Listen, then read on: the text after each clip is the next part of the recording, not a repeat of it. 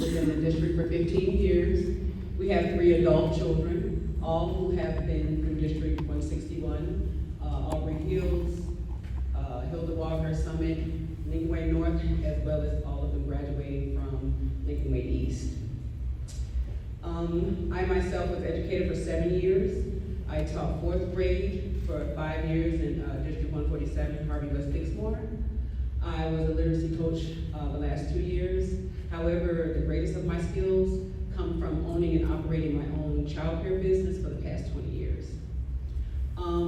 My why, as to the reason why I wanted to run, because I feel that it's important, especially in this political time, to be involved and to do whatever it is that you can. And I felt the need to do that. I know that in our community right now, there is a divide with some of the decisions that have been made. However, with me owning and operating my own business, I know that there are challenges in many things that take place, and I know how to work towards a solution. Also, as I decided to run, I see a huge underrepresentation. I feel as though when people feel represented, they're more likely and more willing to participate. I think that as community leaders, we need to make sure that we have representation that reflects the entire community. I myself, I want to be a bridge. I know that there's a lot of mending that needs to be done.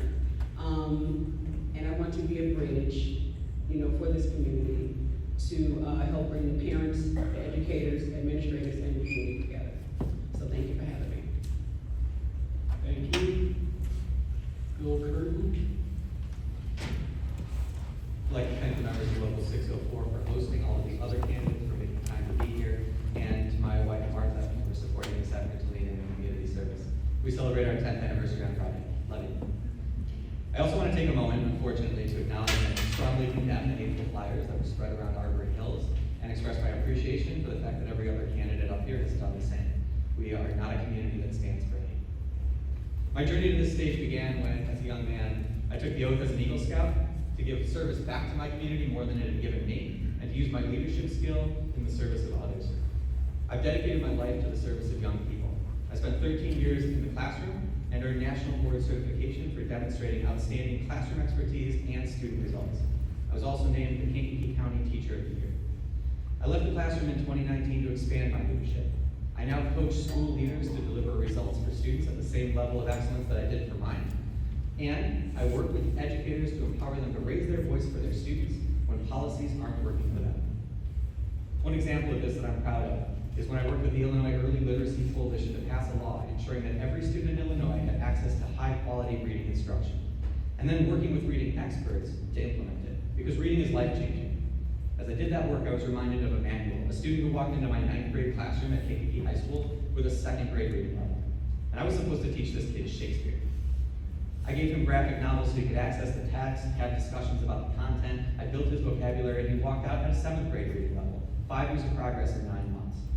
And that was life-changing for him. He was accepted into community college, and I'm proud to say he now serves his community as a police officer. As a board member, I'll bring those transformative results to our students by developing a district literacy plan, a long-term vision that we can all buy into that supports the curriculum we have with the time to plan, the time in the school day, the resources, the training, and the personnel to make sure that we're serving everyone, with special attention to those students who aren't showing the same levels of achievement, like our English learners and special education students. In my career, I've learned, though, that the way policies are made is just as important as the content of those policies. As the only independent candidate, I don't report to anyone except our students and our community. And I will work to be a bridge, no matter who wins this election, among all the different views on the board, all the different views in our community, and all the needs of our students. I'm well positioned to bring folks together when we disagree, because when everyone is heard and everyone gets some of what they need, we get long-lasting policy decisions that everyone has some skin in the game, and then the future is not dependent on who wins the board majority in 2 years. I bought 2 homes in this district because I believe in Summit Hill schools. We chose to raise our children here, and I'll work as a board member to bring our community together around a shared vision for student success, and I hope you'll join me. Thank you. Adrian Chavez. Hi, everybody.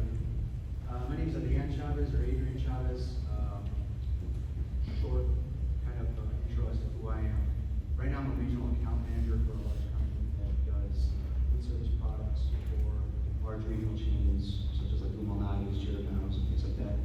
Prior to that, I worked as I was an account executive for a company that called Simplot, manufactures French fries for a small startup called McDonald's. And I was working with all of their franchisee organizations and training on operations. And I had to work with a lot of very different departments, from logistics teams to unions with trains, the trainings, and then also railway, I should say. And also working with warehouse teams as well as training sales members. Prior to that, I was at PepsiCo. So I have kind of a book of business as far as where I've been, my experience has always been in business and private sector. But that's who I am now. But it's kind of eerie to be in this room because I graduated in this gymnasium in 1998. And actually, it's pretty cool. My first time I played soccer was actually in this exact gymnasium as well. My father coached me. My family moved here when I was about 4 years old. So that means that I've been here for almost 35 years. And love the area, love the district. We have 4 generations of family here. From going to kindergarten at Arbor Hills, I then went to Indian Trail as a trailblazer. And then I was here at Summit Hill. And it was in this building, that was Hill to Walker, and Summit Hill was inside of this building here. It's called Drew. And after that, I went to Western Illinois with for BA in communications and minor in marketing. Prior to that, I should talk back. I also went to Lincoln East, and that's actually where I flirted with a girl. And then 2 years at East and then 2 years at Central. I was a knight for 4 years and graduated when I was 2. That girl that I flirted with is now my wife. And I have a lot of roots as far as I have 5 kids. And one of them is in Willowbrook, and I have 4 boys that are coming through 161. So it's incredibly important to be involved with their education and understanding what's going on with their education. And from my point of view, I believe that the Board of Education would benefit from a little bit more of a diverse points of views and experiences in order to contribute and also to vet decisions and vet issues, and also make sure that we are listening to all the different sectors of this community services. Thank you. Amy Burke. First of all, much appreciation to the teachers for holding this event. My name is Amy Burke. I also go by Jeff's wife, Lyra's mom, Disney fan, and high school educator. Many of you know me as a representative of the 161 community as a board member. I'm here tonight, the same person that 4 years ago asked you for the honor to serve the students, community, and staff of our fabulous district. I'm here as the only person sitting up here that had the courage multiple times to stay true to listening to the community and courage to vote no against majority to consolidate schools. The hard work in vetting decisions is understanding as many sides as possible. Those in favor, those against, and those who need more information and still need to be informed before making a decision. While some may consider this vote emotional, let me say this. I live with the chief operating officer who built a successful analytics company. So over the years, I've learned a lot about data and analytics. I am not unwilling to make the hard choices. While fiscal responsibility is crucial, my representation, bringing the human element, is just as crucial. Students and staff are not simply analytics or numbers. Our community as a whole deserves empathy, respect, and to be heard. This combination I can offer is necessary to move forward. I hope to continue to have the honor of serving the community with the common goal of student success.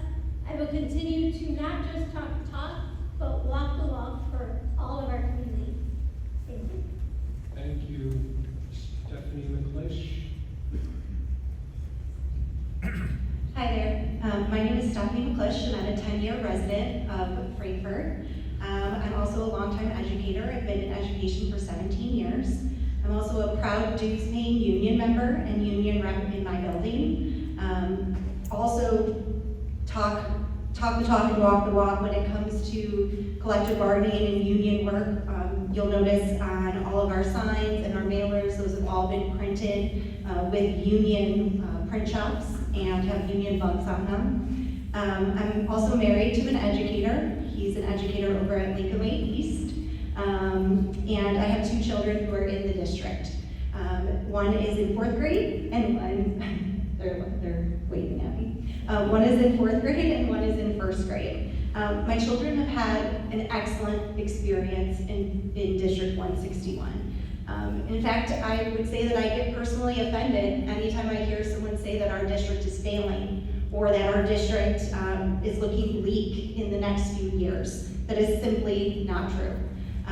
When I look at the experience my children and my neighbors' children are having, I can tell you that our district is thriving. Our scores are the best that they've been in the last 10 years. We have the best financial standing. In fact, we have a perfect score of 4.0. I have heard the desire for the community to want more opportunities to have their voice be heard. And I heard that desire, and in my last 4 years really tried to implement things that would improve and allow for more voice. For example, I co-chair the Community Outreach Committee. I proposed an idea for student board members who are 8th graders who sit on our board with us and engage in those conversations with us. Student experience committees at every single school in our district, and a parent guardian academy. I don't sit up here with an ego. I'm not trying to stair step to future positions. I am a mom and an educator and a big proponent of public education. Everything that I do and every decision that I have made has been with teachers in mind, because I am one, and thinking about the impact that decisions that we make will have in those classrooms. And also for our students. I want our district to be a place where every single student is welcome and can thrive, whether they have an IEP or 504 or they come from a different language background. I am up here and continue to be up here despite some of the criticism or some of the comments that have been made, because, like I said, I'm simply a mom and an educator who wants public education, our thriving public education in our community to continue to thrive. And I also wanted to just say again, thank you to Local 604 for hosting us. It's a big undertaking to have all of these different board members up here, so thank you. Mr. Martin. My name is Jim Martin. I am currently the Summit Hill School Board President. This is my 8th year serving on the board, so I've run twice for board position. The first time what made me want to run for this was the election before I ran. There were 4 open spots and only 2 people were running for them. So I really appreciate the fact that everyone is up here. This is the way it should be. Things should be contested and they should be talked about. It's a real positive to have this kind of involvement. So I congratulate everyone up here for stepping up for the community. I have been in education for 44 years. I'm now retired. My wife Renee is a school social worker also, so we're an education family. My children are grown. 2 of my boys chose to move and buy residences near Frankfurt Square School. So I have deep roots within this community. I have served this community before, not just as a board member, but I was an employee. I was an assistant principal at Summit Hill Junior High School. I've been the assistant superintendent here also. I've been a building principal. I've taught gen ed. I've taught special education in my career. So I have a very wide-ranging experience within the education field. I am sitting here today because we really needed to make some changes in this district. For any of you that were around before COVID, we knew where we were headed. We were headed for a financial issue, and things had to change. We have lost over 1,300 students in the last 10 years. Our neighboring districts, 157C has 3 buildings. Mokina, 159, has 3 buildings. We had 7. And we lost 1,300 students. We were we're starting to pay more for bricks and mortar than we were for students' education. That doesn't make any sense. It led the three of us that are sitting here, Mrs. Campbell, Mrs. McClish, and myself, and Mrs. Murphy, to move to make the hard decisions that we had to make. And I'll tell you, on behalf of all of us, it was the hardest year and a half of our lives. But someone had to step up on your behalf as citizens and as teachers here to make those hard decisions. And we chose to do so.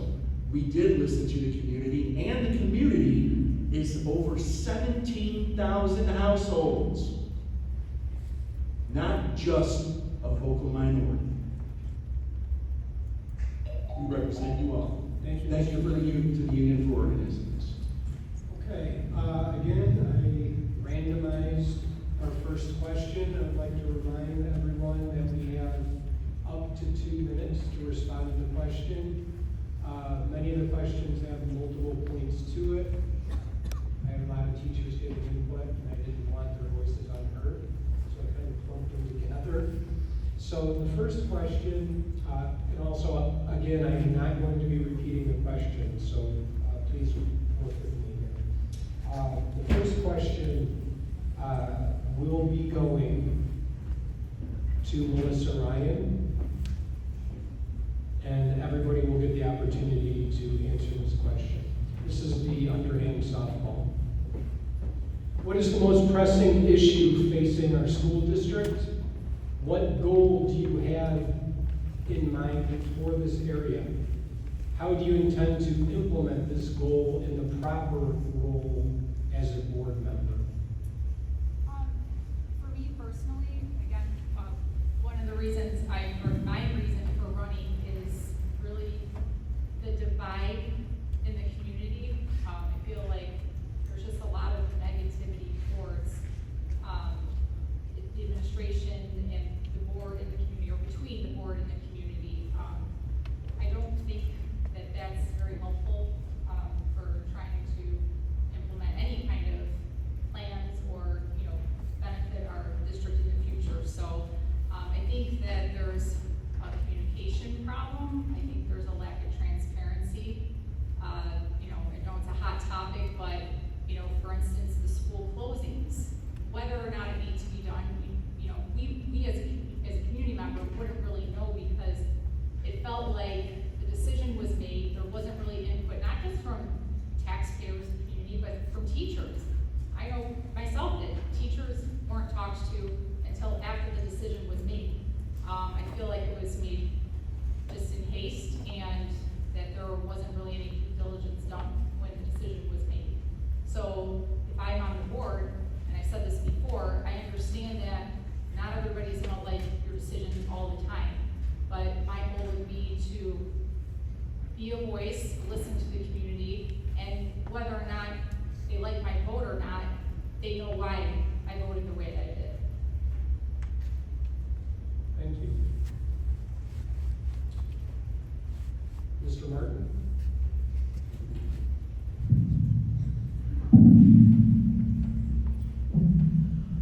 I believe our most pressing issue is bringing everyone together again. The consolidation has only been a year old. That does take some time. If you want to talk about transparency in that consolidation issue, we had over 7 meetings regarding it. We did everything we could to try and publicize that in the community. It's difficult nowadays. There are no more newspapers. There's no more local newspapers that everybody gets. It's a matter of, can you get the attention of people on whatever feed that they tend to use? We did everything in our power to try and get that information out there.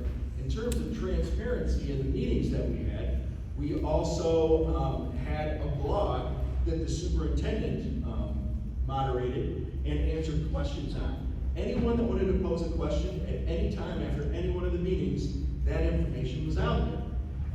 The question becomes, do people believe that information or not? But I can tell you, the information that we posed out there is backed and verified third-party information.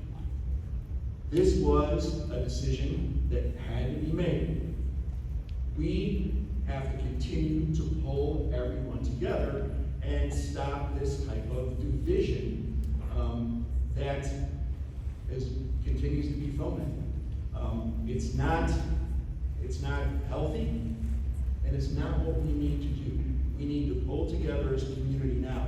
We have the situation that we have, and we need to move forward, not back.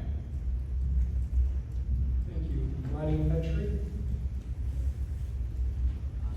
To continue on the community concept, yes, 100% we have to build the community. So how do we do that? So one of the things I think is something that would be good is if when we have hot topics and the board releases that information to the public, we all get to see that before the board meetings happen. And what happens in the board meetings, the parent is able to stand up, express his views, or even express his views for a lot of community members and just ask for some time. Multiple times, personally myself, I've asked for time so you can explain to the community, give a plan how it's going to be implemented. Things that we feel like we're going to have issues, can you please show us the plan before those issues actually happen? What's going to happen in space and buildings? Can you show us what that looks like? And so what we get is, right after the hot topic is talked about, what we get is a vote that evening at the same time in the board meeting, which feels like as a parent, as a community member, your voice is never heard.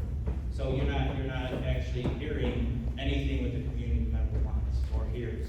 So it's not about the vote and how it votes, it's about how it's perceived to the community. We want our voices to be heard. So that is one thing I would like to do. I would like to be able to, in a hot topic, be able to express it to the community. Community gets to understand what that is, gets to talk about it. We get to talk about it as a board out in front with the community. And then we get to spend the next board meeting to maybe make that vote happen, which gives another month full of community members time to actually respond. Because a lot of times in these board meetings, there's not a lot of people that are represented or listening into it at home because we got busy lives. And so they want to respond to that, and they want an avenue to do that. So, those are the things that I see that we need to kind of work on, and that will help bridge back this concept of community. And then parents feel like there is a chance that we can move forward as a group collectively. Because it's not just about the staff and the students, it's also about the parents as well. We need to do that as a group. That is something that I'm looking forward to. Thank you.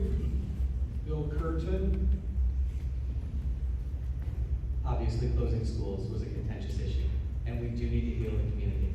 But what I've heard so far is a lot of talk about what has already happened. And I believe, I'm not going to ask you to repeat the question, of course, but I believe it was about what's facing us in the future. In order to heal our community and bring us together, the most important decision that a school board makes is hiring a superintendent. And given that we already have a contract with a firm end date for our current superintendent, that next process needs to begin now. What I would do is to begin to build a profile of an exceptional leader to take this school district into the next 5 to 10 years. And I would do that with community input, with educator input, and with all of the board working together to take all of the ideas that we can collect from our community and bring them together into a profile draft that we can share out for public feedback. By building this picture of what we need in a leader, we can hire somebody that comes in with the support of the community and support them by introducing them to the community with meet and greets and public events so that we have somebody that can take us forward into the future. And do that in a collaborative way where everyone has had input so we know we have a leader we can trust. Thank you. Katie Campbell?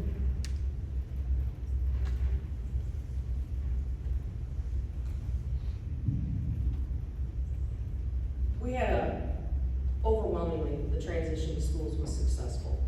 Hard, but successful. There are things indeed that still need to be tweaked, and we're in that spot right now. I feel like that is a somewhat pressing issue for a lot of our teachers and students. I'm sure we still have some unhappy and anxious teachers, but I think overall we had a good transition to the new schools. Our children were loved during that period of time. Every teacher in here knows about the best made lesson plans and things that can go wrong. We can't have a let's scrap it and throw it out attitude. We have to implement, make adjustments, and move forward. We don't do everything right the first time. Certainly mistakes have been made, but I think overwhelmingly we made a positive transition to the new schools.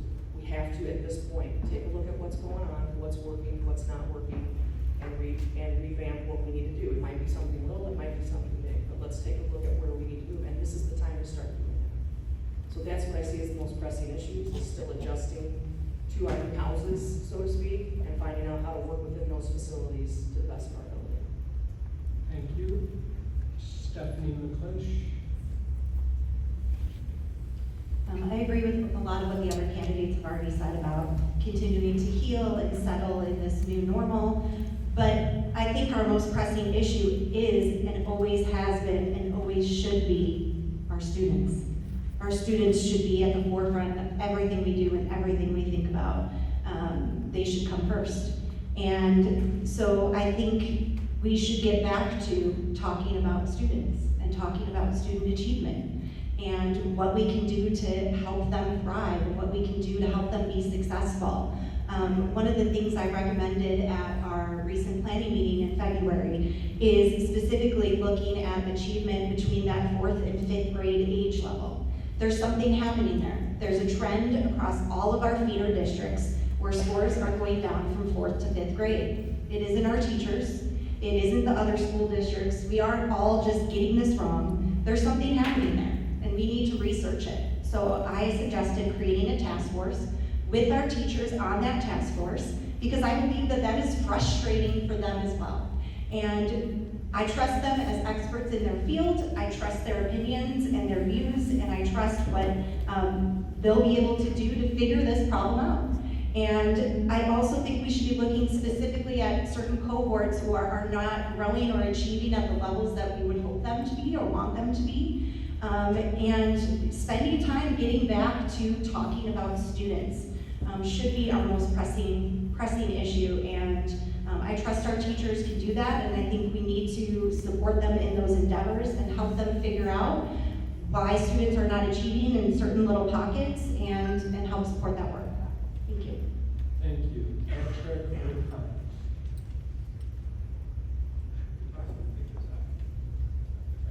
Okay, so the first and foremost, the most pressing issue for the district, I mean, we're a school board, right? Or people up here are running to be a school board. The most important thing that we need to be mindful and take care of is our students, you know, the children. They're our most precious commodity. So we need to dedicate all of our resources into finding out how to continue to produce the best environment possible for them to grow, not only educationally, but as humans, because they are members of our community. I believe that we should use field level studies, because with our educators, listen, if our educators aren't good enough to give opinions on progressive or bettering the education, then why are we putting them in charge of our children, educating our children anyways? They are an incredible resource. I also think that we should task our superintendent to network with the most successful school districts in the state. I think there are great ideas out there. That egos, not that anybody has one, but you know, egos should never get in the way of something like that. When it comes to getting better, we need to commit ourselves to that. Secondary, I really think that in fact I know, there is a clean break in trust. And this is unfortunate, but it's nationwide. There's a clean break in trust between local government and the people that it serves, right?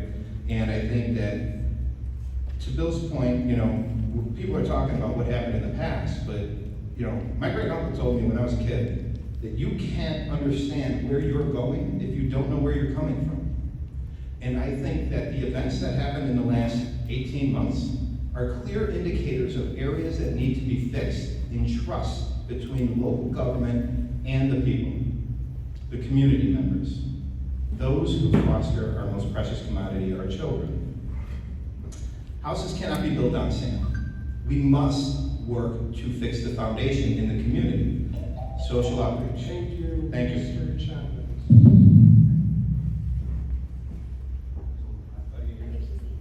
Oh, sorry. So I agree. I think if we're going to be trying to talk about what's moving forward, the most pressing issue that I can identify is we have an issue with messaging. We clearly have division. Without repairing that, we're literally excluding a whole bunch of ideas and a whole bunch of sources for innovative ways that we can look at these problems and these challenges that we're coming up against. part of the issue with, yeah, we have to make these hard decisions, but part of that problem is that our community also needs to be given the opportunity to heal, to grieve. My son came on his birthday on the 21st, telling me and crying that his school was going to be closed, Franklin Square. You know, there's fallout that we have to consider. If we can't move forward without actually establishing a baseline of healthy communication and conversations between us. And from me being outside of the educational world, what I can point out is that we have a language problem as far as how we're speaking to each other, how we're working with each other.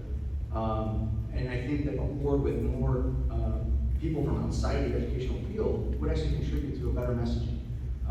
One thing I do have to point out, or she'll kill me, is my wife is actually a teacher at Joliet West.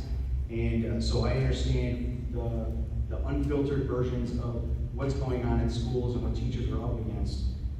But also I'm from the private sector and working with businesses and working with people who are not in the educational field. And I can tell you that everybody speaks a different language as far as what business they're coming from, whatever profession or art or these other areas.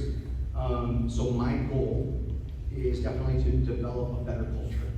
And what does that mean is it has to start with better communication between us. Shaking hands and having a truce, and then also understanding that we're all going to speak a different language and we need to package these messages in a way better way. There's hard decisions to be made, understood, but we also have to understand that we're also talking to a lot of people from a lot of different backgrounds. Thank you. Cicely Gant. Okay. I believe one of the pressing issues is just everyone has set up here is our community we need to heal. However, a lot of the decisions and things that have transpired can't be undone. At some point, like they say, you have to get up off the pot. You have to move on, you have to move forward. And remember why we do what we do, and that is for the children.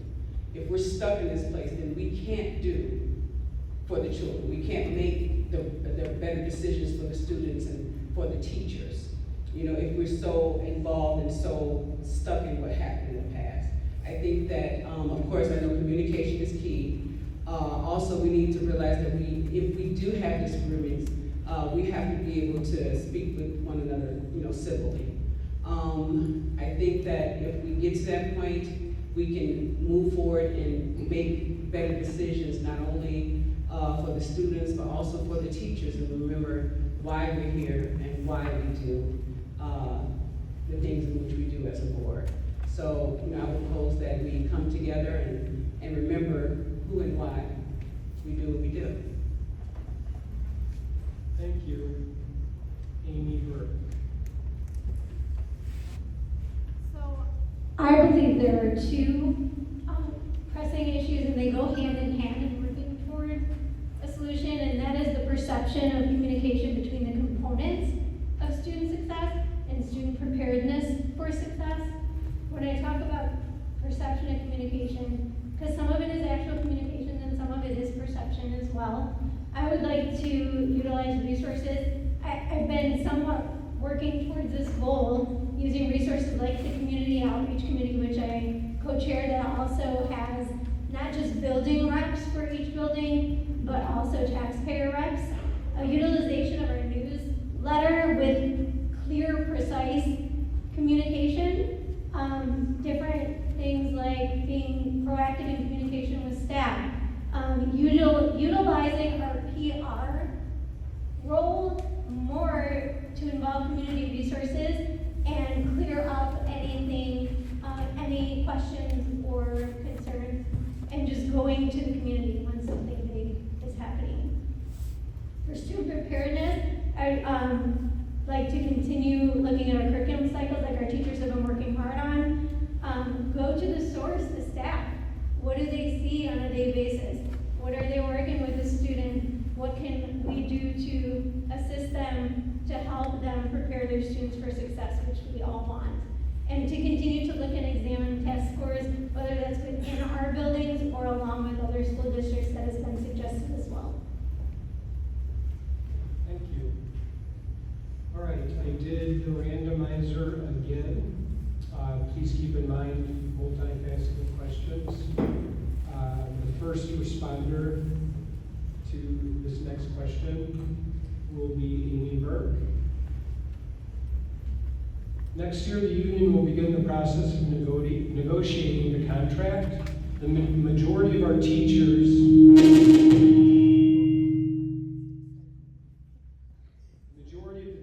in this district have been working here for at least 15 years and some over 30 years.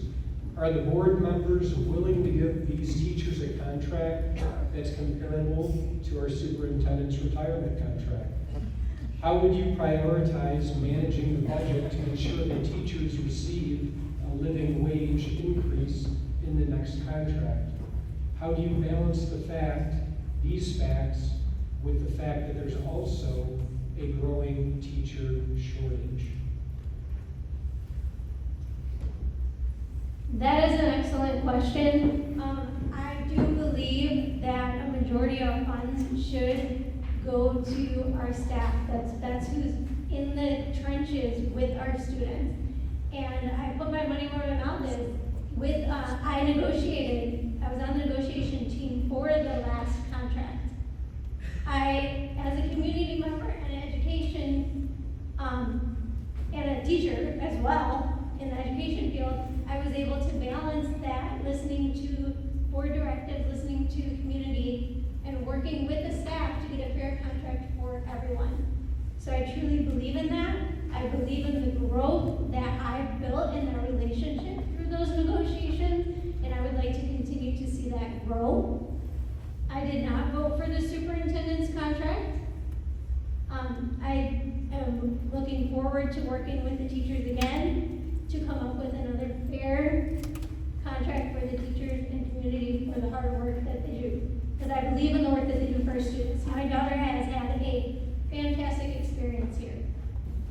But again, I balance that with my responsibility to the community and taxpayers as well. Thank you. Katie Campbell. Could you repeat the question? I'm just kidding. Negotiations. So, yes, we made the decision to consolidate schools, putting the district in a very good position financially, the highest rating we've had. And we have that money, put it back into our system, not into buildings. The decisions myself and 3 other board members made, the difficult decisions, put you in that position. So I am looking forward to negotiations. I'm not going to sit here and make any promises because that's why it's called negotiations. I support teachers. I support giving teachers what they deserve. We are in a position where we have a lot of retirees over the next 5 years, which is also going to put us in a good position financially. So there are a lot of facets to teacher pay, superintendent pay. Dr. McDermott's contract is in line with bumps that a teacher would get in their retirement track if they so choose to put in those 4 years that they get to put in for. So the decisions I voted for, that very tough decision, put us in a good position financially. So. Thank you. Mr. Martin? To go along with what Katie said, the superintendent's contract is in alignment with what the teacher's contract states for retirement. If you were to go to the state school board site, you would find that Dr. McDermott's pay is in alignment with superintendents in this area. It's not out of alignment with that. But more so than that, when Dr. McDermott signed his contract with the last board, president then negotiated it. His raises were supposed to be based on CPI. Well, CPI, Consumer Price Index, was 8%. Dr. McDermott took 2%. And he took 2% again the next year.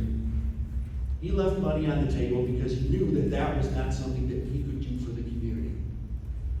At the same time, Dr. McDermott has done more to save this district money than his salary is worth. Example, the two buildings that were sold, instead of going to a realtor, Dr. McDermott negotiated those contracts, saved $145,000 on each building, and that's just 1 year. If you were to look back, you will find that, and there's plenty of evidence of it, that he is more than paid for his contract. As far as the teachers go, absolutely, they got a 5% raise last time. The most that you can get in the state is 6%. There is no reason that we are not going to look to pay our teachers a good wage. We made sure we kept all of our teachers in this consolidation, and because we value them, they're very important to us. So yes, I think the decisions we've made have put us in that position. to Thank you, negotiate Mr. contracts. Martin. Stephanie McClish? So going along with what Jim and Katie said, I think the decisions that we've made put us in a great financial situation to be able to continue to pay our teachers a fair wage, and more than a fair wage. We are fortunate in our district to have a 95% retention rate, which means our teachers want to work here, they want to stay here. Of course, we want to do everything we can to keep them. It's been said that we have too many teachers or that our teachers are leaving in troves. I don't believe that. I don't believe we have too many teachers. We intentionally, when we did the consolidation, knew that we were creating some creative positions in order to keep each and every one of our educators who wanted to be here and stay. And we have a plan for that. We have 25 potential retirements in the next 4 years, and that attrition will make up for all of the positions that we maintained. I also wanted to mention, though, that collective bargaining is not just about salaries, it's also about working conditions. And as a union member myself and as a teacher myself, I also support our union bargaining for the working conditions that they think are fair and that they want to have. One of the things that I can tell you that many of the people up here support is low class sizes. We want to maintain those low class sizes. We have some of the lowest class sizes in all of the neighboring districts. So again, I think the decisions that we've made has set us on a good financial path so that we can continue to support our teachers and pay them not only a fair wage, but a really, really good wage that they deserve, undoubtedly. Thank you, Patrick Oliver. Thank you. Yeah, clearly the precedent has been set, right, with the continuation of the superintendent's, the addition to his contract. It's a little different for me to be looking at it from this side, I'm used to being on the other side of these types of negotiations, but I do appreciate how critical they are. Union negotiations are many things. Stephanie mentioned that it's not just salary, it is also benefits and working conditions. And I know that certain teachers are not very happy with, conditions that if they were working here for 4 years, would they get as big of a retirement package? I don't know. I think that the message that we send is really important, right? So telling our teachers that, the ability to coordinate the sale of the property is certainly going to get you more in a retirement benefit than growing and nurturing the children of our neighborhood. I think that sends the wrong message. Responsibly, union negotiations are important because you need to really factor in the finance of it, and preparation before negotiations even start, which would be on our end, are very critical. Earmarking money for expected requests is very important. Earmarking money for long-term payouts to reward our staff is very, very important. So a lot of the work happens before negotiations even start. And that is called good faith negotiations, because part of being on this side is you've got to show evaluation of your workforce. You have to know what to expect. You've got to be kind of in line with what the workforce is going to be asking for. And if you truly value and appreciate them, you're going to go out of your way to try and get that for them. Within reason, because it is a negotiation, and there is a process to it. But I know that educators are not really happy, and they kind of were told that you don't have a voice, you got to speak for your union leadership. Good luck telling union workers to keep their mouth shut. But I do believe in entering this process very responsibly. I think that when done correctly, both the workforce and the environment and the local government can win. And that is absolutely my goal. And it does not need to be contentious. Thank you. Cicely Gatt? I understand that competitive salaries attract and retain high-quality teachers. As a board member, I am committed to ensuring that teachers are paid to reflect their hard work and dedication. To address this, I would advocate for competitive compensation, as well as prioritize our teachers' pay and budgets, and seek additional funding or resources. I believe that if we invest into our teachers, it will reflect in our students. Thank you. Mr. Chavez? My wife's a teacher, so everybody should get 200% raise. It's a very difficult job that there's a reason why I do not do it, right? The thing is I've worked for companies where you get a 5% raise every year, and that's fine and all, but it's kind of like a cat in the hat, especially with the cost of the living cost, the living wage, the cost of living just keeps on increasing. But we do have to work obviously within our budgets, but we have to, like my friend Patrick here mentioned, focus on the messaging that we're sending to our teachers. We need to make sure that they feel valued. Yes, they need to be compensated.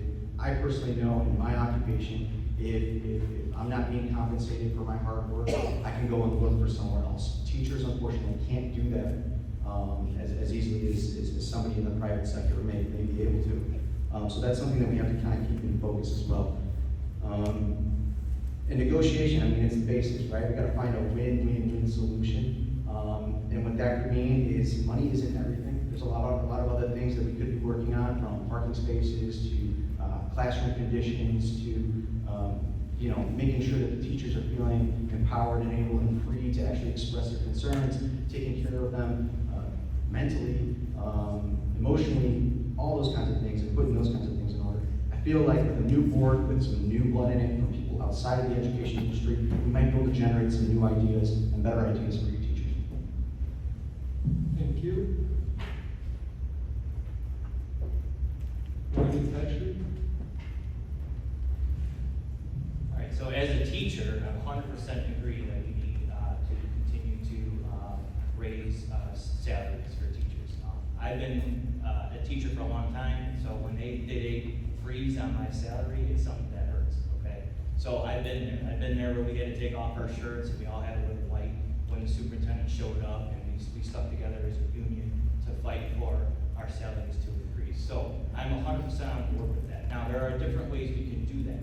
You can do that things by working conditions. You could deal with negotiations with insurance policies. That saves money. Saves monies for teachers. We could do that with sick leave. Especially with teachers that are retiring within 10 years or so, we can bump sick leave and get a little bit more sick leave on there. So then, when they retire, they can have for their TRS, they can actually have more money banked on that as well. So there are different things we need to look at the table. We can't just look at the salary itself. Well, there are things we can move around and do. As Katie and Jim and Stephanie have said, with the schools closing now, with the brick and mortar, there is more flexibility now. And so therefore, we need to go ahead and be competitive in this area with our teacher salaries. So I want to retain teachers. I want to bring new teachers in, new blood in that are inspiring, so our students can continue to grow in this district. Because this district is great. Stephanie hit on it 100%. We have done great things here, and we just got to keep growing on that. So that's where I stand. Thank you. Mr. Curtin? Something I want to make sure that I say out loud to all the educators in the room. I've knocked on a lot of doors as a candidate for the school board, and I hear a lot of different things. I hear people that are furious about school closings and people that are ecstatic that school's closed. It's really all over the place. But there's one consistent message that I've heard at every single door I've knocked, and that is that our teachers are excellent. They are the best thing going in this district, and we need to keep that going. Not only that, but as you mentioned, there are a number of teachers who are in the later stages of their careers, and we need to make sure that we build enough relationships with those teachers we have, that when others are looking for positions, they hear that this is a great place to work. I was an IFT member for 9 years. I walked a picket line with the Kankakee Federation of Teachers, and I remain a reserve member of the IEA.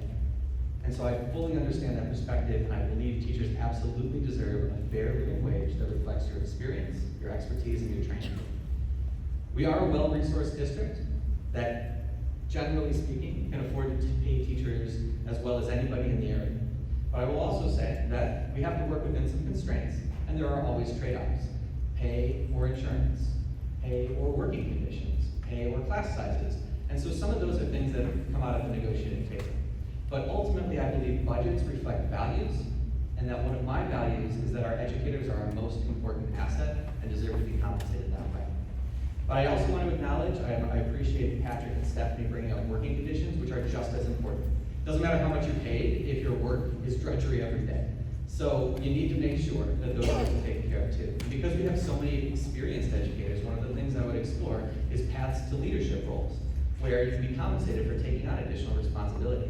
I was a little bit saddened to hear one teacher I asked about teacher leadership roles say, "What is that?" And when I explained, she said, "That would be nice." And I think our educators need to have a voice in standing up for our children and what they need in the classroom as well.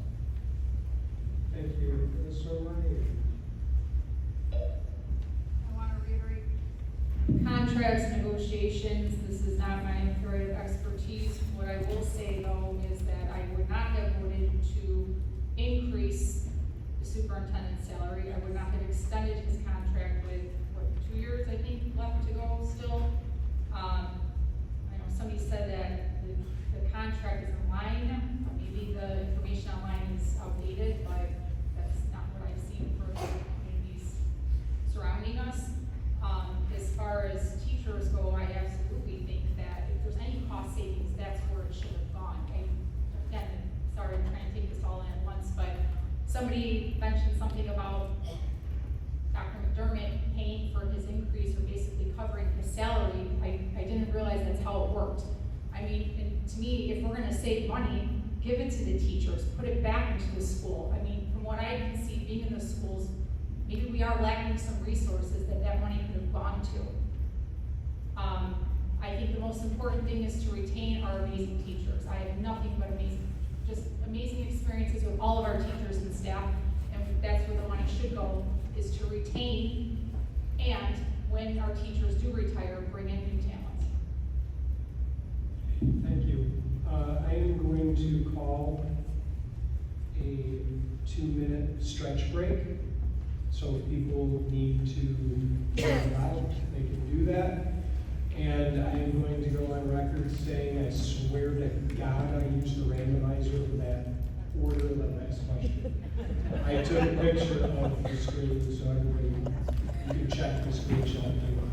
So 2 minutes, thought everybody might want to break after an hour or so.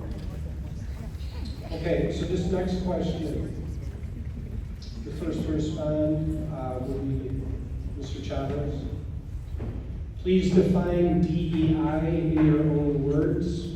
Does diversity, equity, and inclusion belong in our schools? What should it look like if it is to be included in our schools? 2 minutes. Appreciate the easy ones. So my understanding is DEI, my problem with it is, again, the branding of it, the packaging of it, the taking DEI, which on its surface, I believe most people can agree on, if not almost all. I think that, unfortunately, it's been turned into a business. Unfortunately, it's been turned into politicized, obviously. But on its surface, I think it's tenets that we can definitely all agree on, especially on a Board of Education. For instance, diversity of thought, diversity of backgrounds, diversity of religions, diversity of ideas. Those should all be welcomed and asked for, as well as equity. Something that's super important and is part of that culture that we want to foster and rebuild is allowing everybody to have an equal voice, be understood, not just letting them talk, but making sure that we can reflect back to them, that we understand them, that we are curious to understand more and learn from each other. And then obviously inclusion. So in my thinking about that, I think, a big part of inclusion that kind of gets lost is also, we have to understand inclusion can also mean people being included in decisions, understanding the process, understanding what's going on, feeling like they're part of the community, feeling like they're valued, feeling like their opinions are valued. So that's what I would stand on that. Thank you. Mr. Petrie? So, you know, schools are already in a diverse community. You know, we as teachers or educators or even a school district, you know, people move in and kids move in. And what we do is in a classroom is we just teach whoever comes. It doesn't matter where they came from. It doesn't matter what they practice. It doesn't matter what color they are. When we look at them as a student that is there to learn, to educate them, to give them the resources they need to continue to grow productively. So that is one thing with diversity. When it comes to equity, I want to make sure that we give an equal education to no matter whoever is there. You know, and if the education is not there for certain kids, that we individually make sure we give them the resources that they need. You know, because everybody learns differently.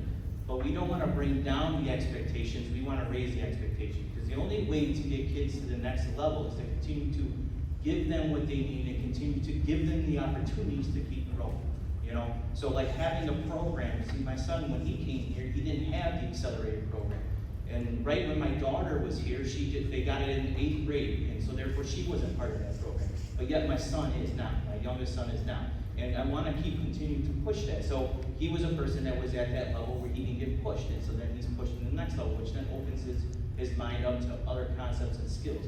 And that is the process we need to look at there. And then inclusion, well, we are a school district, and if we're not including everybody, and we're not giving them the equal education that they need, then we are failing as a school itself, all right? Because that is what our job is. Our job is to, no matter what, build these kids up, and then send them out in our communities, and then hopefully one day they can do what Adrian did, was buy a house back in this community, and then raise their family up, so then we do it again, right? Because we want to grow kids that want to be part of this community, all right? And so, to me, DEI is something that is already there in schools. All right, I mean, it's got a bad look at it, a bad thing because Thank you, there was Mr. Klisch. So I think unfortunately DEI has become a blanket term that's used by different groups for different agendas. I think this discourse involves many people using the term to undermine strong anti-discriminatory measures and policies that we've had in place since the 1960s. What I can say is I believe in equity and equality and opportunity for every single student in our district. I believe every student should be made to feel welcome and seen in their culture and their values, and I think those should all be reflected in our school community as well. I also support that we should be an equal opportunity employer, so we should be open to everyone and anyone who wants to work in our district as well. And I fully support diversity, equity, and inclusion because it also includes our special ed students. So when we talk about inclusion, that is a part of DEI that often people forget or don't realize is actually included in that. And so I think it's important that we maintain all of those practices and programs that we already have in place that make our school district great. Thank you. Mrs. Gann? I believe that every student, regardless of their learning needs, I believe that every student, regardless of their learning needs, deserves access to a well-rounded education to allow them to reach their potential. And DEI is important. You have a lot of things that fall underneath that. You know, special education. You have SEL. You have gifted, and I think that that requires a commitment in DEI. I think that, you know, if I become a part of the board, I would advocate for equity funding and resources, early intervention, which I think is very important, as well as enrichment programs. All of these things fall under DEI, and I think that it is something that is needed, something that needs to stay in the schools. My goal is to create an inclusive district where all students are given the tools to succeed.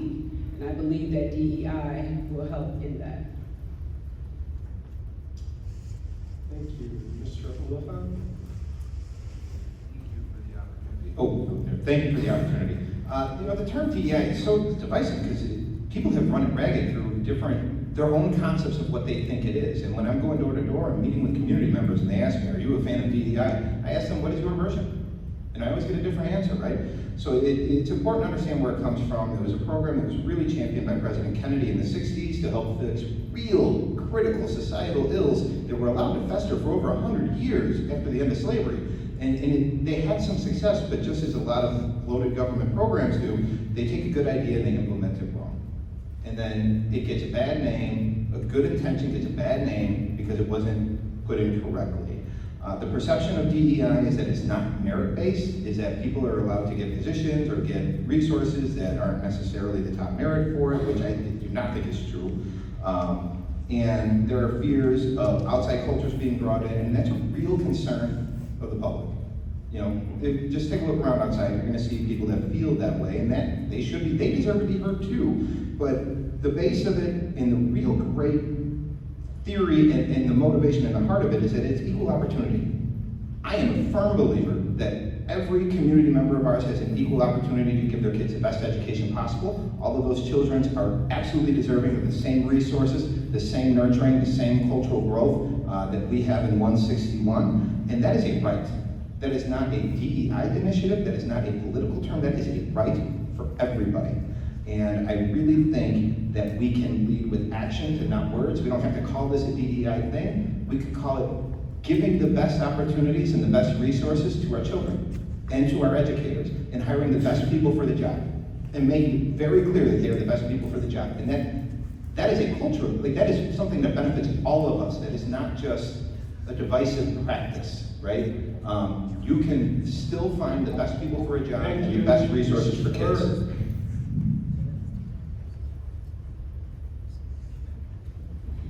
DEI is not necessarily the same in the business aspect as it is in schools. I believe equity can look like if most incidents are happening at one school, then an SR officer is needed at that school, not necessarily all schools.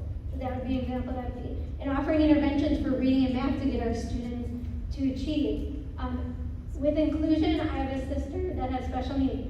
Special ed students, more interaction, programs which have been suggested at our community outreach, such as, after school interaction, during school interaction, challenging our gifted students, raising expectations. I did try to bridge the gap with the definitions, the different definitions that people might have.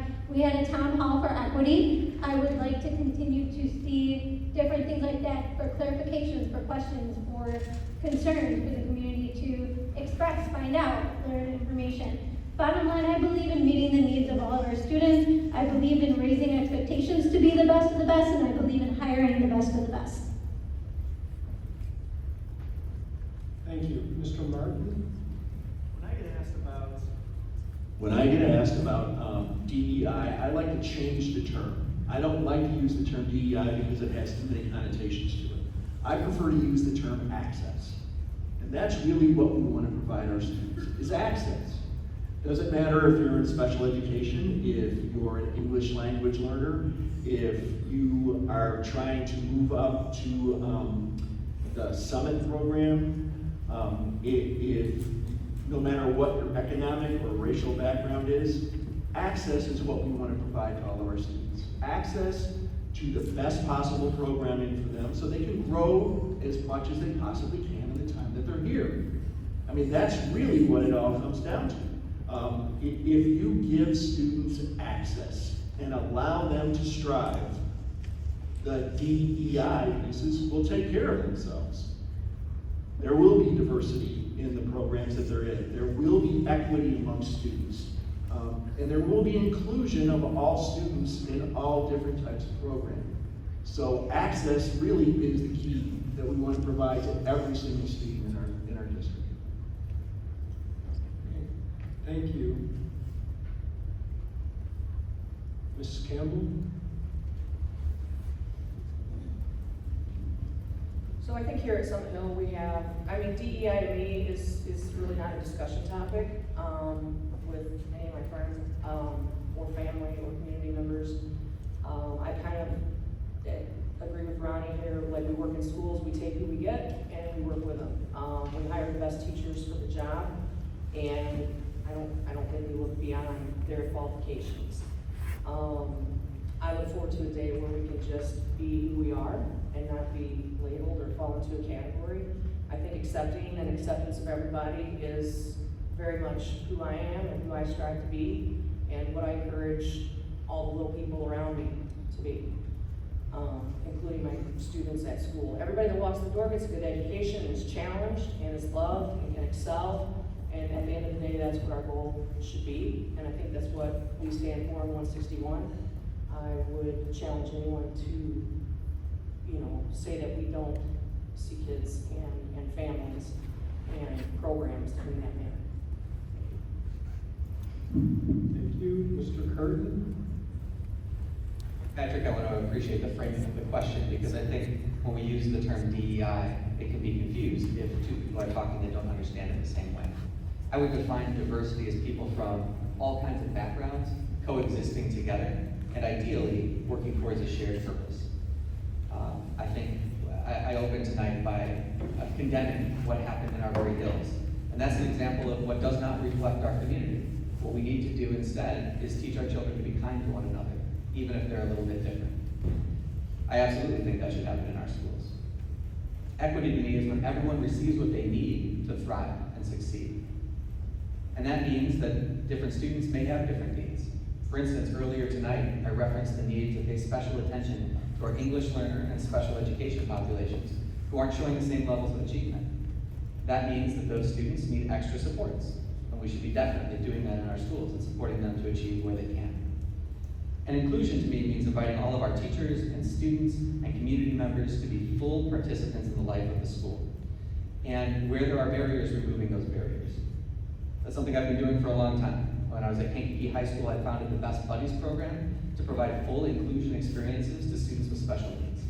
It pairs them in one-to-one friendships with their regular ed peers so that they can participate in social events, come out to dances, go bowling together. That's what full inclusion looks like. And it means including our community, meeting our parents and taxpayers where they are, making sure that they have full access, and eliminating barriers where we can anticipate them. For instance, it's very difficult for parents, in particular, to come out in an evening and make it to a board meeting, or another school meeting, or a training. How can we meet them where they are? Can we find ways to increase access?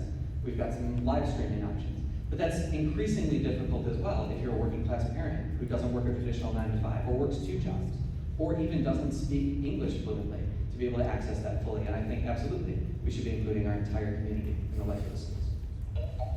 Thank you, Ms. Ryan. Yeah, I don't like the term DEI. So I'm not gonna use it.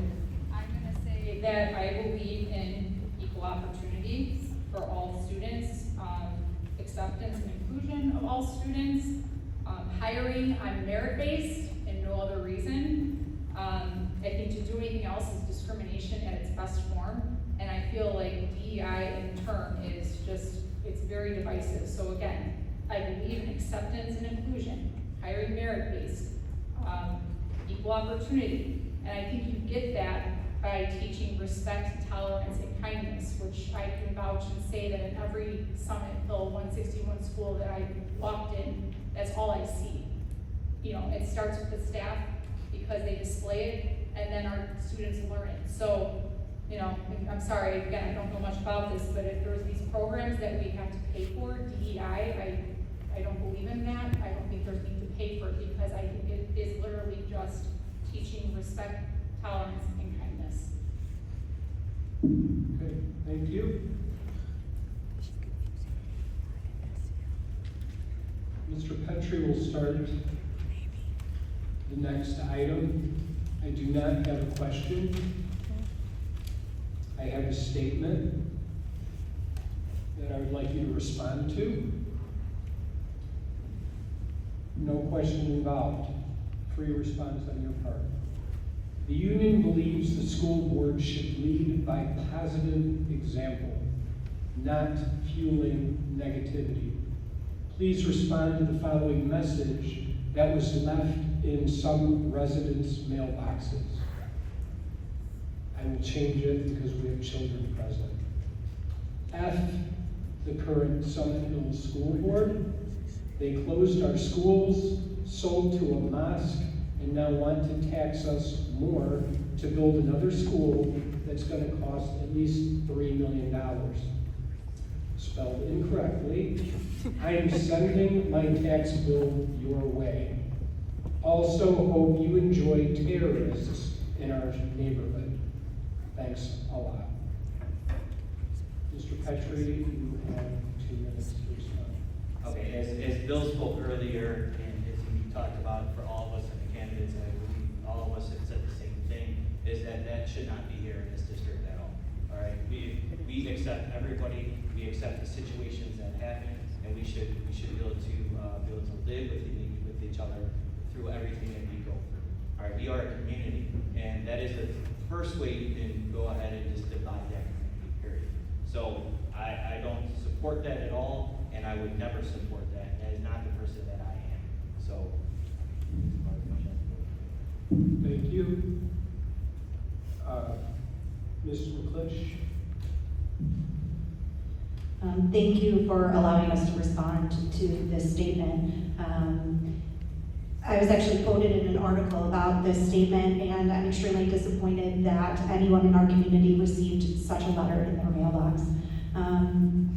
I completely denounce that type of rhetoric. I don't believe that that rhetoric is indicative of our community. I don't believe that most people feel that way. However, I will say that the people who have purchased the Arbory Hill School are community members. Those students who are going to that preschool will likely go to our schools. And so those are our community members too. And so a lot of people were hurt by that statement. And I just want to acknowledge that hurt and say that I'm so sorry that this election or any of this has caused that pain for those individuals.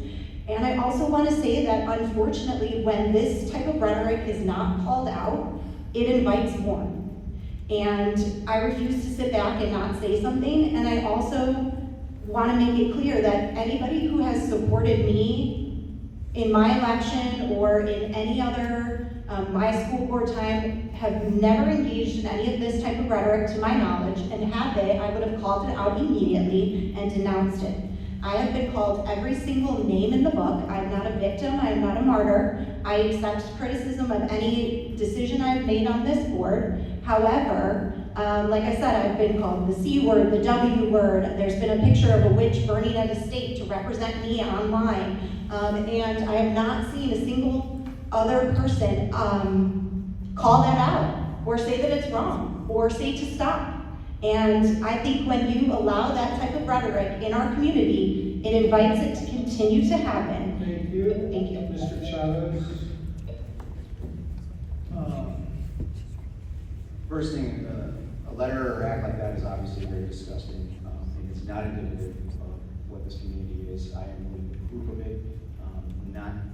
I came here only learning, I only knew Spanish, and I never felt unwelcomed, I never felt inappropriately treated because of my background, my race, or anything like that. So again, it is very disgusting. But that goes towards my next point that, we have to, as a community, also understand we are now and have been always going on track to become a very multicultural world, and the world is only getting smaller with technology, and so we need to learn how to work with each other. So it starts with education and how we educate our kids, and we lead by example as a board in treating each other with respect, understanding that everybody has different backgrounds, and I think that's a great thing that we need to, this is a horrific issue. Really, we just, we need to be better, and we need to learn from it as far as, where the bad spots are, and try to make sure that we're more of a voice for healing, and make sure we're defending each other, especially in this community, which, I think we've done a great job of doing before. Thank you, Mr. Martin. Just to piggyback off of what Stephanie was saying, the person that this was directed towards is one of our teachers.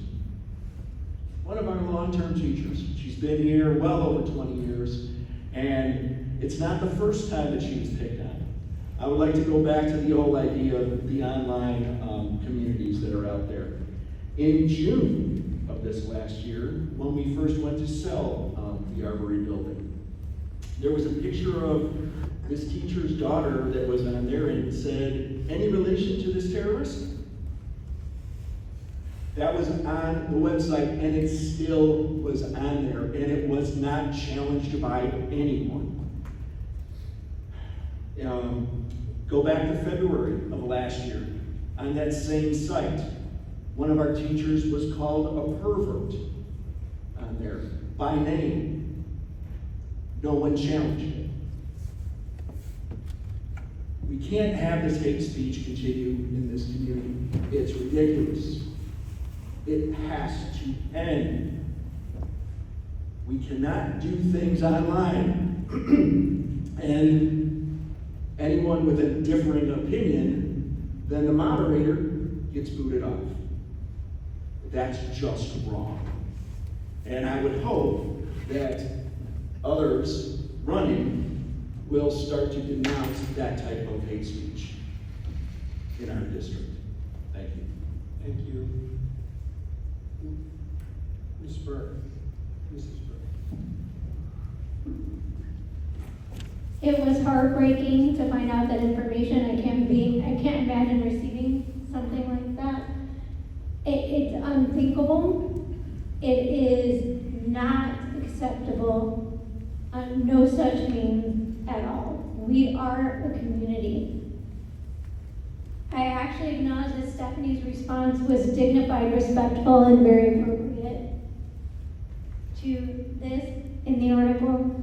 We have to come together. We have to be able to have open conversations to enjoy and respect each other in the community.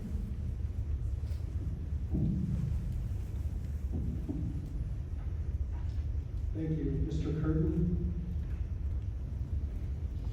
I began tonight by condemning what happened, and I'll do it again. I think we have a responsibility as candidates, as board members, as community leaders, to be really careful about our rhetoric and how we talk about one another, how we talk about the issues facing us. When in politics, people villainize their opposition, people see them as villains, and they treat them that way, and with predictable results. I've been very intentional about focusing all of my communication in this campaign about our students, about our district, about the things that I think I have to offer, and not go out there attacking opponents, because I think we all care. We are all here as folks that believe in this community, believe in our kids, and want the best for them. And I know that because the very first thing I did as a candidate is reach out to everybody here and say, before the silly season happens, I want to get to know you as a person. Not as a campaign tactic, we didn't talk policy, we just wanted to meet folks. And I've had long conversations with almost everybody up here. They're great people. And I'll say that out loud, because it's important that we do that. I myself have been the target of some attacks. I've seen people try to claim online that I think the one that I saw was that I'm a DEI guru and racism racketeer in order to rile people up. And with predictable results. Folks called the restaurant that hosted my meet and greet and said, why would you host a meet and greet for this guy? And started harassing them. That's predictable. When we rile up anger, that's going to cause anger. But go look up the posts where folks have said that about me. If you look at my responses, you'll see every time I give a measured, factual response that's respectful of the person. Because I know that even those people that see others as villains are people themselves. That they've been hurt, that they care about our kids. That's why they're passionate. And then we need to listen. Thank you, Mr. Oliphant.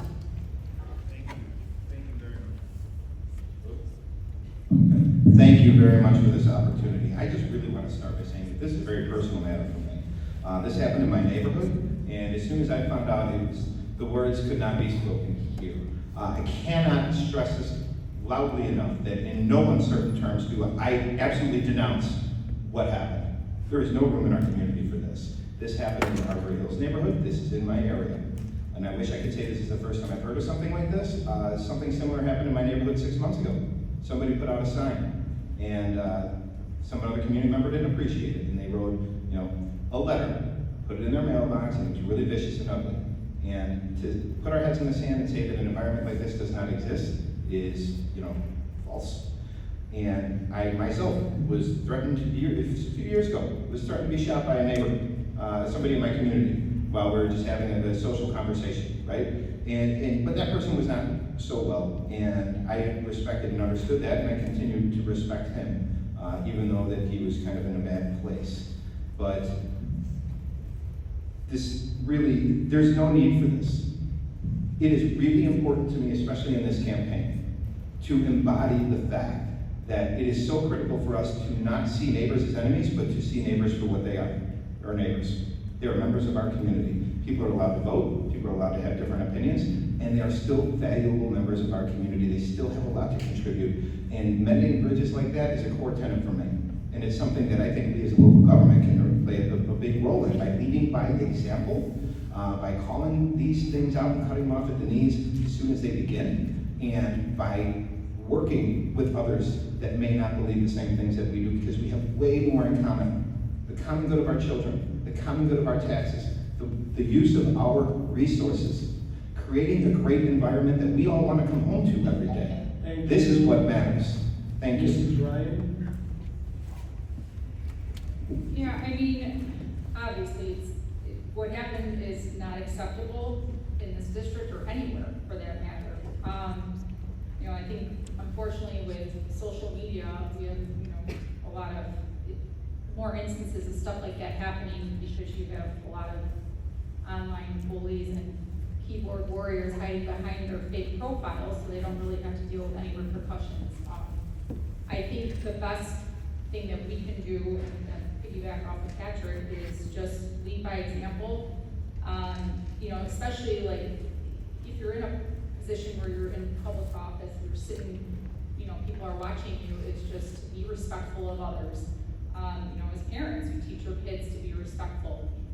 Do that partly by displaying that behavior. And I think it kind of goes back to what I was saying with the last question, it's just teaching respect, tolerance, and kindness.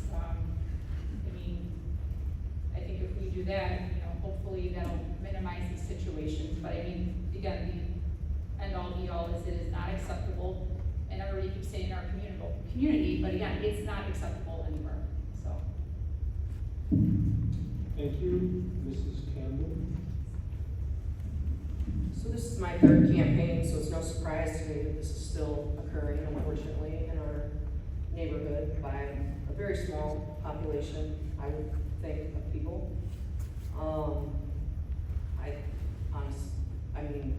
There's nothing to say other than it's not acceptable. It starts with one. I live by that motto that you have to stand up to bullies and those who are harassing, name calling. I've been called a monster. I've been called a moron. I've been said I was sleeping at the board table. My own child was used to get at me. A picture of my child from 13 years ago was used to get at me, and because of that picture, I was called a terrible mother. Yet I still sit here because I know we're doing the right thing. All right. The quest to humiliate us at the board table at times from public comment, I've always tried to not give that power, but when it does cross the line and teachers' names are called out in public comment in an attempt to humiliate and embarrass them, I stood up for that. What do you want your working conditions to be? I stood up for that. Silence is approval, and it starts with one. Thank you. Mrs. Garrett?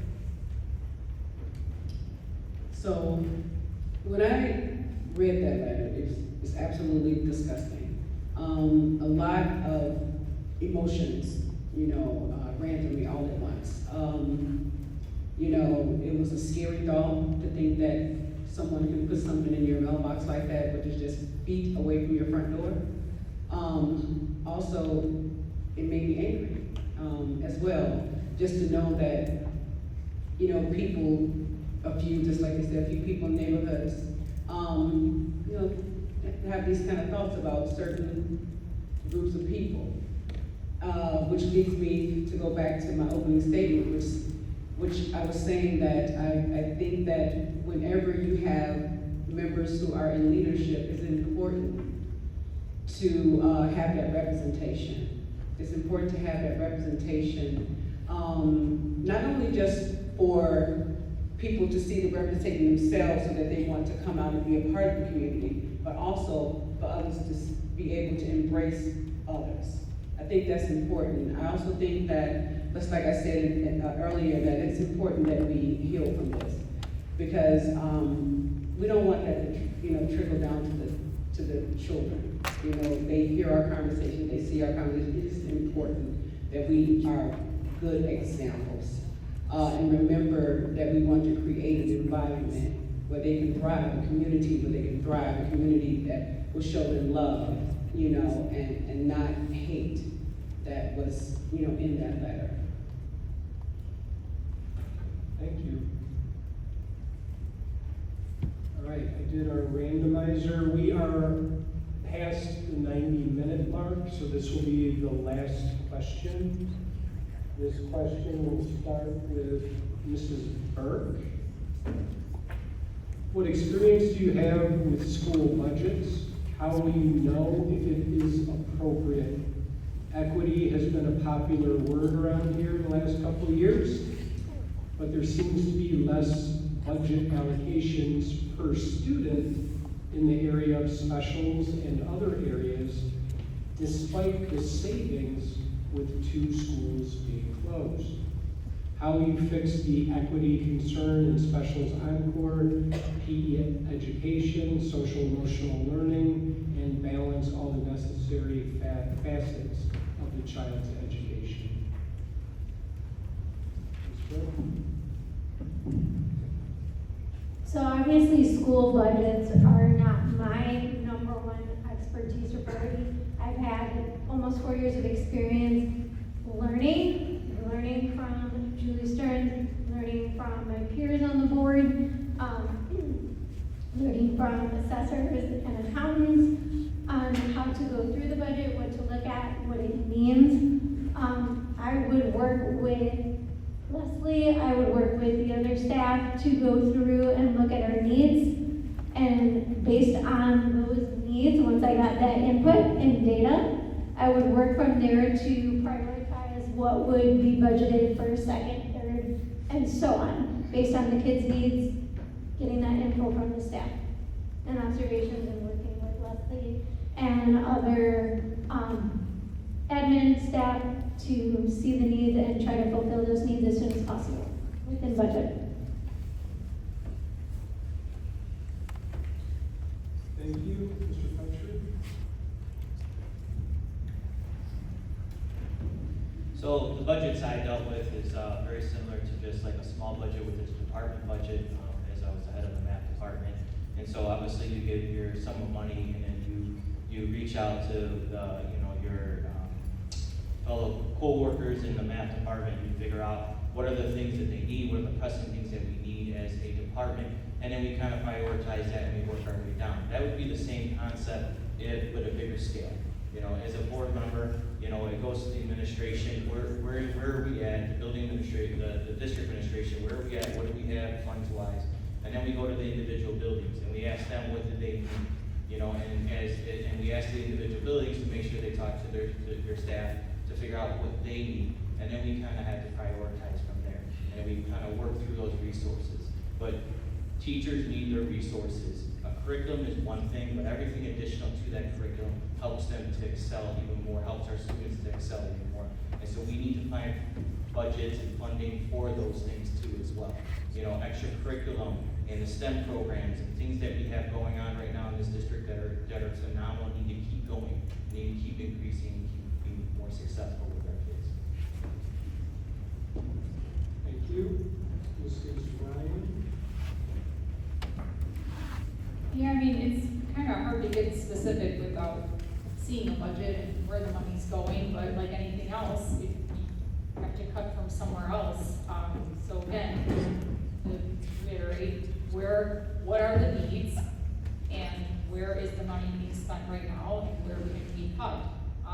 It's been a while since I've really dived into the government financial statements. I know it's not as easy as just a basic budget with the fund accounting.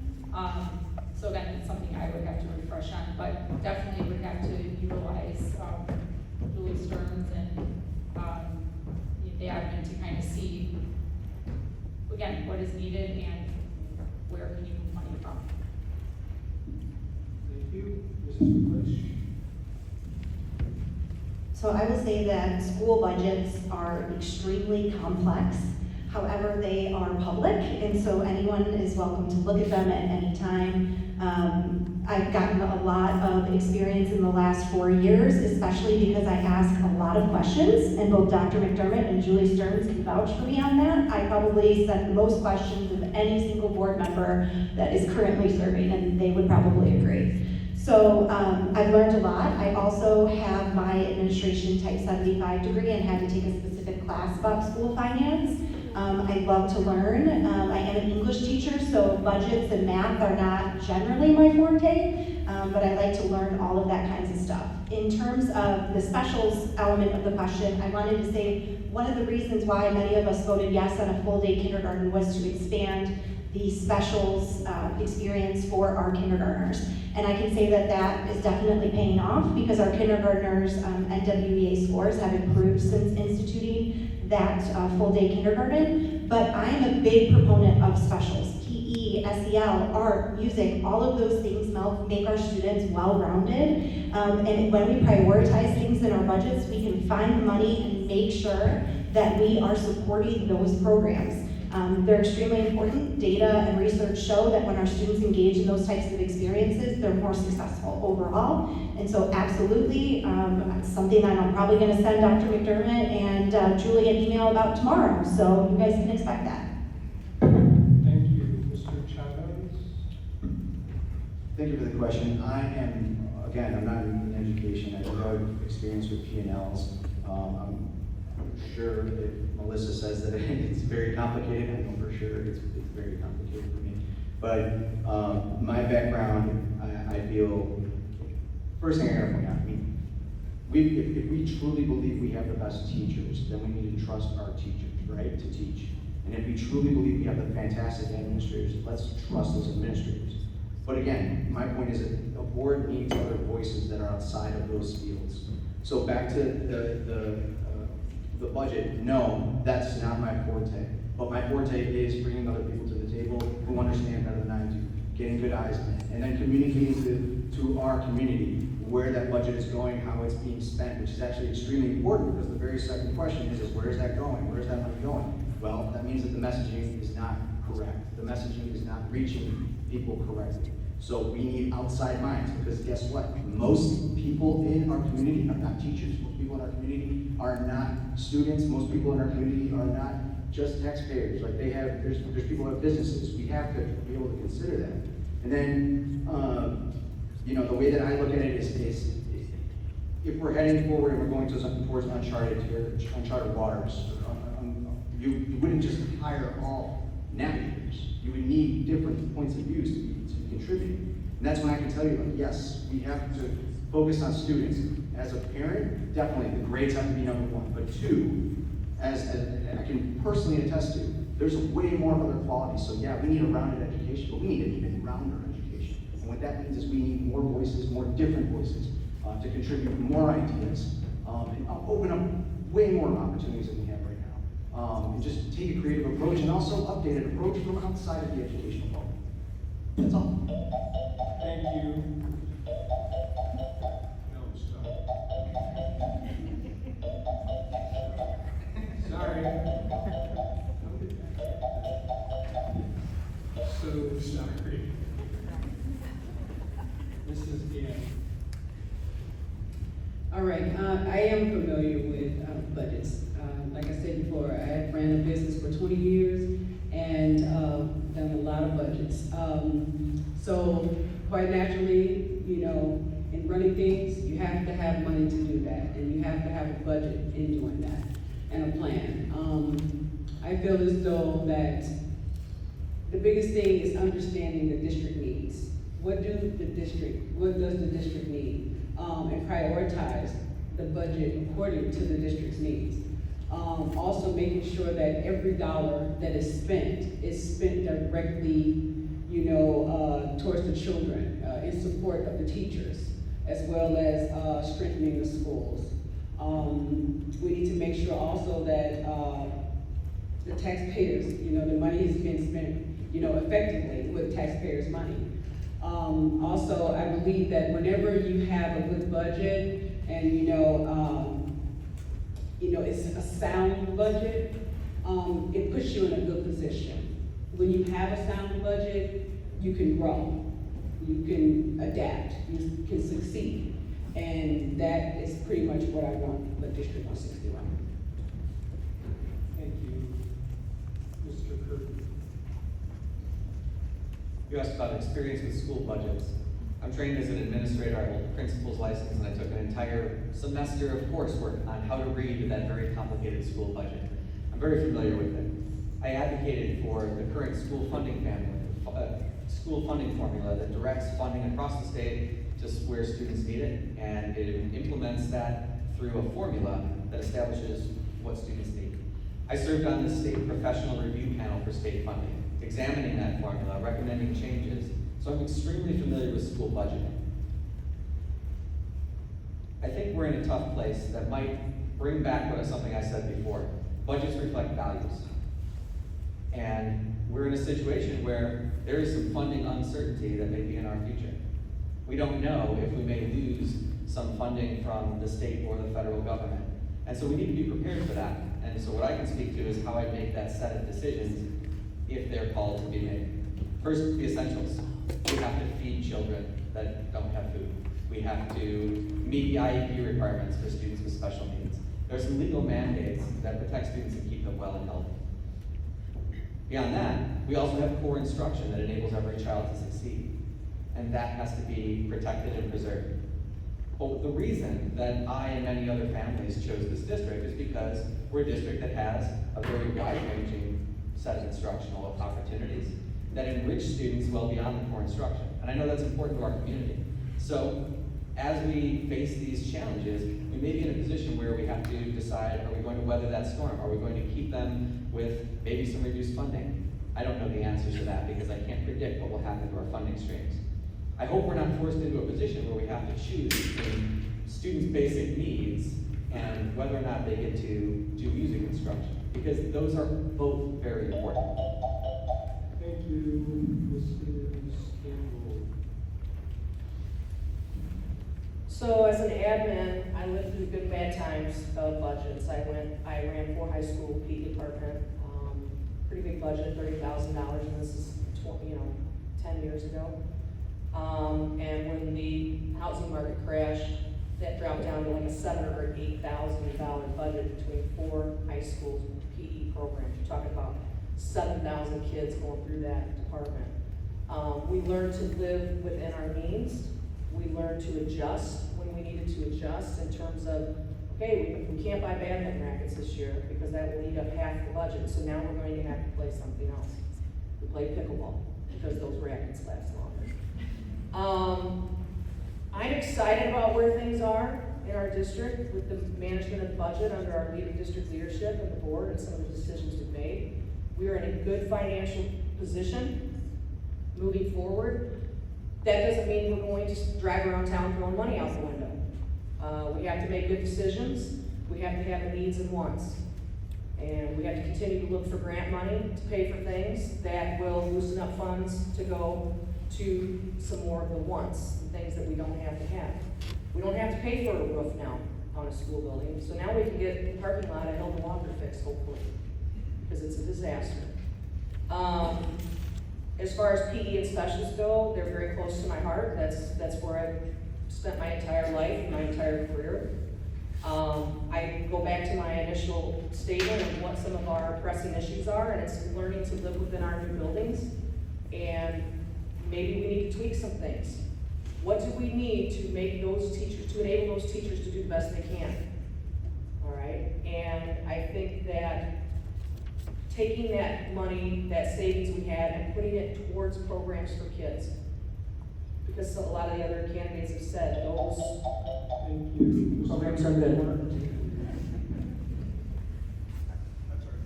Mr. Martin?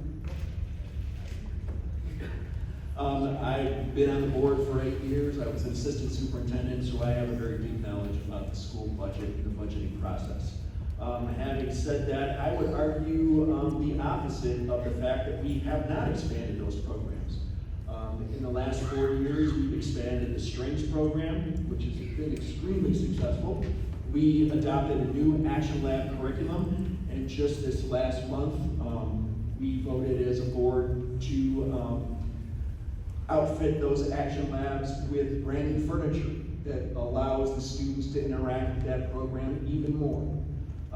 One of the things in our consolidation that was, to me, a very big motivating factor was the fact that we were going to be able to do more for kids in 3rd and 4th grade than we were able to do before. Before we had 4 different buildings where those kids were at. You can't really staff that well, you can't buy 4 different curriculums in that way. Perfect example is band. The reason the band starts in 5th grade is because that's when we have all the kids together. Now we can start to push some of those programs down. We didn't do it this year because it was enough just to get in the buildings and for our teachers to get going. Plus our elementary teachers have had a few curriculum adoptions over the last couple of years. They needed a little chance to get that in gear. But right now we have the ability to start to expand programming that we have never had before. And we have the funds to do it because of the consolidation. Thank you. Mr. Wolcott? Thank you. Part of my professional success as a leader is really the smartest person in the room and accepting that and believing in it. So I surround myself with experts and make the best evaluations from their recommendations. And in this case, I would defer to my friend Melissa Ryan, who has conducted school budget audits before. Personally, I have crafted multi-million-dollar operational and capital budgets in my professional history.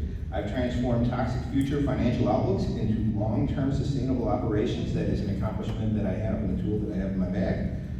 And it's important to understand that there is a process of line item assessments with the help of our staff and our superintendent and his team, that every single school board member can follow this process. You use past expenditures over several years, 5 to 10 years, to project future growth per line item assessment. You evaluate estimated costs versus revenue projections. And it's unbiased. You're not looking at what your needs are when you're evaluating the money itself at this point. Once you have line item evaluations that are formally assessed, you can observe costs versus revenues available, especially projected revenues. And at that point, when you have tangible numbers in front of your face for long-term growth or long-term sustainability, then you assess the needs that are needed in the district, and cost availability is then known. Once you have the numbers in front of your face of what you can work with, what you can afford, what you can spend, and what you can't spend on, then you work together as a board with the known financials and evaluate what programs or what parts of the budget that you can retract from, and what other ones that the community decides to invest in. Because we are not up here making our own policy decisions. Let's be very clear about that. We are here to serve the public. We are here to get the best programs and allocate funds in the most responsible way possible. So this is a very doable thing. It's a very doable thing. And at this point, I think it's very important for the board to work together on that. I swear to God, I should be like a TV producer because there's like 30 seconds till 9 o'clock. I want to thank everybody. I really believe that the audience was very respectful. This is what Summit Hill is. The respect that was modeled tonight is the expectation. So thank you, audience, for being positive models for our kids. As the union co-president, I want to thank the candidates for coming out. I was very pleased that each and every candidate was positive in their response to our invitation. I have 13 more questions that people have given me, but it's 9 o'clock. And I hope the community has found this helpful. We're probably going to kick you out within 10 minutes. You can do a little meet and greet with the candidates at this time, but I'm packing up and leaving you alone. Thank you.